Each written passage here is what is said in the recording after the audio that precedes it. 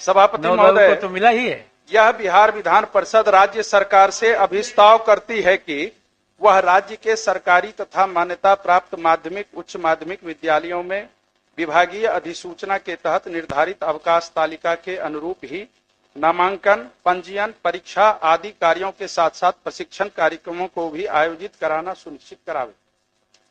माननीय सभापति महोदय, इस संकल्प के लाने के पीछे उद्देश्य यही है, प्रशासकीय विभाग, शिक्षा विभाग, लेकिन बिहार विद्यालय परीक्षा समिति द्वारा चाहे वो मासिक परीक्षा हो या वार्षिक परीक्षा हो या सेंटअप परीक्षा हो, विभाग द्वारा यूडाइस कोड का कार्य हो, पंजीयन कार्य हो, परीक्षा प्रपत्र भराने का कार्य हो, आए दिन लगभग 5-7 वर्षों से देखा जा रहा है विभागीय जो अधिसूचना है, जो निर्धारित अवकाश तालिका है, उसकी अनदेखी करके बिहार विद्यालय परीक्षा समिति भी और विभाग भी, एक बिहार शिक्षा परियोजना है, एक SCERT है, राज्य शिक्षा एवं शोध संस्थान, शिक्षण प्रशिक्षण संस्थानों में छुट्टी में ही चलाती है।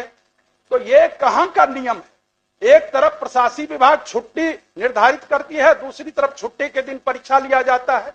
सामान्य प्रशासन का सभापति महोदय पत्र है बिहार सरकार का, मंत्री महोदय, जो कि अगर छुट्टी के दिन कोई भी कार्य किन्हीं से लिया जाएगा तो 1 दिन के बराबर वेतन दिया जाएगा। काहे नहीं क्षतिपूर्ति दिया जाता है? उसके बदले एक और विकल्प है, अगर छुट्टी के दिन कोई भी कार्य होगा तो उसके लिए अतिरिक्त अवकाश देय होगा, लेकिन कहीं कुछ देय नहीं होता है। पिछले साल ग्रीष्मावकाश की चोरी कर ली गई।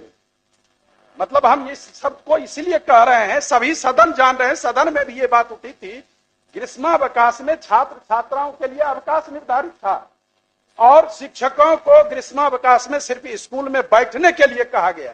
तो ये क्या क्या विभाग में हो रहा है। अभी भी मंत्री महोदय को हम धन्यवाद देते हैं, मुख्यमंत्री महोदय को भी धन्यवाद देते हैं, जो कि 10 से 4 बजे का जो समय था, जो दैनिक अवकाश था, जो विद्यालय संचालन का था, उसमें शनिवार को मंत्री महोदय छोड़ दिया गया है।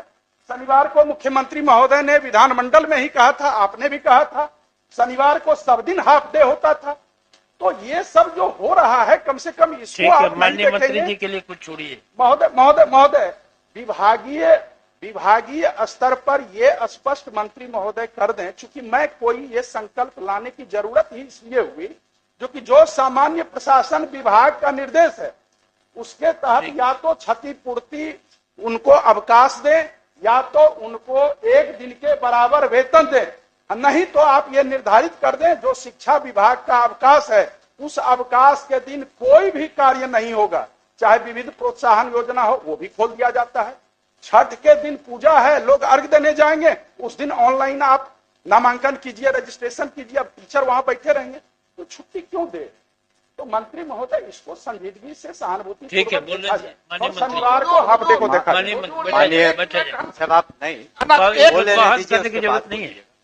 माननीय सभापति महोदय, माननीय सदस्य को पहले तो विभाग को धन्यवाद देना चाहिए। ये महिलाओं के कहने पर हमने जितिया पर्व पर कभी छुट्टी नहीं रहती थी, हमने दिया। छठ के पर्व पर 1 दिन अतिरिक्त अवकाश दिया क्योंकि महिलाओं की संख्या शिक्षा विभाग में ज्यादा है। तो इसका भी उनको जिक्र करना चाहिए कि अगर हम लोग संवेदनशील नहीं रहते तो छठ पर अतिरिक्त, जबकि वो सरकारी घोषित नहीं सरकार, लेकिन नहीं। और दूसरी बात है कि हाँ, लेकिन जहां तक प्रश्न है कि हम लोग जो सरकारी अवकाश घोषित है, हम लोग कोशिश कर रहे हैं, कभी कभी उसमें विसंगति हो सकती है, बट सामान्यतः हमने निर्देश दिया है कि जो भी सरकारी अवकाश है वो आप उस पर छुट्टी और काम न लें। लेकिन ये भी एक चैलेंज है, माननीय सदस्य ने इसका जिक्र नहीं किया, कि आज 6 लाख से ज्यादा शिक्षक हैं। जब 6 लाख शिक्षक को आप सोच लें कि अगर मुख्यालय में SCERT में ट्रेनिंग करानी हो और सभी डायट्स में जो जिलों में ट्रेनिंग करानी हो और एक सिर्फ 5 ही दिन एक सप्ताह में और साल में 2 बार करानी हो, तो कुछ व्यवधान बीच में आएंगे, कुछ व्यवहारिक कठिनाइयां आएंगी। हम लोग नहीं चाहते हैं कि अब प्रशिक्षित टीचर जो हैं 6 लाख बच्चों को पढ़ाएं, तो इसमें कभी कभी व्यवहारिक कठिनाइयां आती हैं, उसको हम स्वीकार करते हैं। लेकिन सामान्यतः आपने देखा होगा, खुद स्वीकार भी करेंगे कि जहां तक शिक्षकों का प्रश्न है, चाहे यूनिवर्सिटीज हो चाहे स्कूल्स हो, जो भी शिकायतें थी हम लोगों ने उसको ओपन माइंड से सुना है और निराकरण करने की कोशिश की है। और जो गतिरोध था तरह तरह के, उसमें तो निश्चित रूप से कमी आई है। और हम लोग संवेदनशील हैं कि जो भी माननीय सदस्य लगातार हमसे मिलते रहे हैं, सभी माननीय सदस्य, और उनकी बातों पर हमने अमल भी किया है। लेकिन कुछ व्यवहारिक कठिनाइयां आती हैं प्रशासन में। और इतने बड़े महकमे को 75,000 स्कूल हैं, 6 लाख से ज्यादा शिक्षक हैं और यूनिवर्सिटीज के अलग अपने इश्यूज हैं, तो उसमें कुछ एग्जाम कराने में या ट्रेनिंग कराने में कुछ व्यवहारिक कठिनाइयां आती हैं। लेकिन जानबूझ करके इस ख्याल से कि किसी शिक्षक को असुविधा हो या कर्मचारी को असुविधा हो, ऐसी बात नहीं है। हम लोग उसका ख्याल रखते हैं और भविष्य में भी रखेंगे। इसलिए माननीय सदस्य से अनुरोध है कि अपना संकल्प वापस लें। महोदय, हम लोग संजीव जी ने तो सिर्फ कहा है कि एक ही आदमी शिक्षा विभाग का जो मालिक है वो शिक्षा विभाग को संचालन करे। कई मालिक बन जाते हैं, कई महावत बन जाते हैं, इसके चलते कठिनाई हो रही है। और महोदय, कुछ तो अव्यवहारिक बात माननीय मंत्री ने कहा, कुछ प्रॉब्लम। हम लोग संजीव जी ने तो सिर्फ कहा है कि एक ही आदमी शिक्षा विभाग का जो मालिक है वो शिक्षा विभाग को संचालन करे। कई मालिक बन जाते हैं, कई महावत बन जाते हैं, इसके चलते कठिनाई हो रही है। और महोदय, कुछ तो अव्यवहारिक बात माननीय मंत्री ने कहा, कुछ प्रॉब्लम होता है महीने महीने परीक्षा, 7 दिन 6 दिन परीक्षा होता है तो 6 दिन ऐसे गया क्लास, 7 दिन कॉपी दिखाता है तो 7 6 13, 5 गो छुट्टी होता है तो 13 आप 5 आप जोड़ लें महोदय, 18। तो इस तरह से, और कोई उस रिजल्ट का असेसमेंट नहीं है।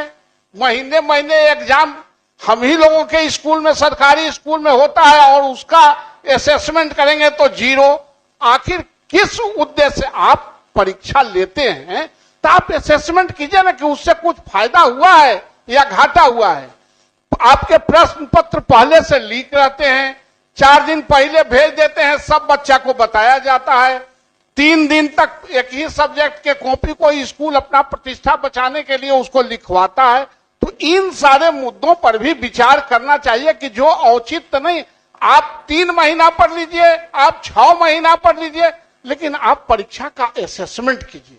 आप असेसमेंट नहीं कर रहे हैं, सिर्फ कॉपी और क्वेश्चन लार्ज स्केल पर करोड़ों करोड़ में छपवा के और आप व्यवसाय करा रहे हैं, उससे बच्चों पर बोझ बढ़ रहा है और अव्यवहारिक काम भी हो रहे हैं। पर मैं कहना चाहूंगा माननीय सभापति महोदय कि ये जो पूर्व से चली आ रही जो व्यवस्था थी कि हर महीने की, उस पर हम लोग दिसंबर माह में निश्चित रूप से उस पर विचार कर रहे हैं कि क्या वो व्यवहारिक है कि नहीं। दूसरी बात ये भी है कि अनुश्रवण के दौरान हम लोगों ने ये भी कहा है डिस्ट्रिक्ट एजुकेशन ऑफिसर को, जिनको अभी तक जो बहुत सारे कंस्ट्रक्शन इत्यादि के कामों में थे, उससे उनको मुक्त कर दिया है हम लोगों ने। तो अब स्कूल्स की ग्रेडिंग भी हम लोग करना इसी वजह से चाहते हैं, इस ख्याल से नहीं कि कोई स्कूल अगर ग्रेडिंग में नीचे हो तो वहां पर किसी शिक्षक को हम लोग गलत व्यवहार करेंगे या उन पर कार्रवाई करेंगे। इसलिए हम लोग ग्रेडिंग करना चाहते हैं कि वैसे स्कूल जो अपने परफॉर्मेंस में थोड़े नीचे हैं, उनको ऊपर कैसे लाया जाए। तो ये जो बात आपने परीक्षा की कही, उसको व्यवहारिकता के दृष्टिकोण से हम लोगों ने देखा और दिसंबर में उस पर निश्चित रूप से एक निर्णय ले लेंगे। अब वापस लीजिए अपना संकल्प आप तो वापस ले लें। कोई बहुत देर तक नहीं। सर इसको लाए हैं तो संक्षिप्त में समय सर निर्धारित है। मैं सर 33 दिनों का जो ईएल है वो भी पत्र निर्गत नहीं हुआ है। आपने ग्रीष्मावकाश की कटौती कर ली। दूसरी बात महोदय, बस सब बात आ गई, कंक्लूड सर, वो नहीं आई थी, बस कंक्लूड कर रहा हूं। दूसरी बात, आप अतिरिक्त वेतन दें, अतिरिक्त अवकाश दें, ये आप सुनिश्चित करें। बस मेरा तो यही सवाल है, और तो कोई सवाल नहीं है। ना पूर्ण वेतन दिसंबर में सब कर रहे हैं, राज्य कर्मी का वेतनमान, ना पूर्ण वेतनमान।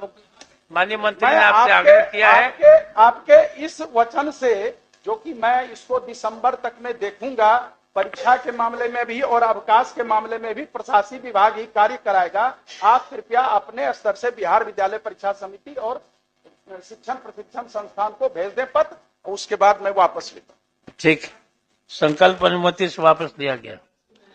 माननीय सदस्य नागेंद्र कुमार।